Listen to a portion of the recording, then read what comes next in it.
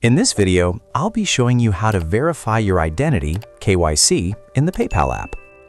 First, open the PayPal app and sign into your account. Next, tap on your profile icon, then tap the gear icon to open Settings. In Settings, select Security, then tap on Confirm Your Identity. Now, enter your personal details, including your full name, date of birth, and address. Make sure all the information exactly matches your government ID. After that, upload a valid government ID, such as a passport, driver's license, or national ID. If PayPal asks, you may also need to upload a clear selfie for verification.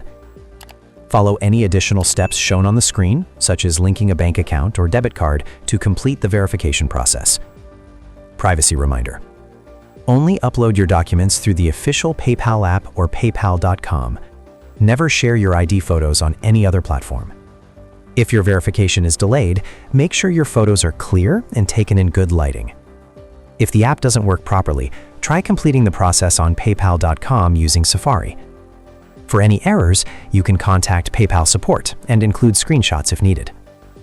And that's it. If this helps you out, please subscribe. It really helps me out as well. Thanks for watching, and I'll see you in the next one.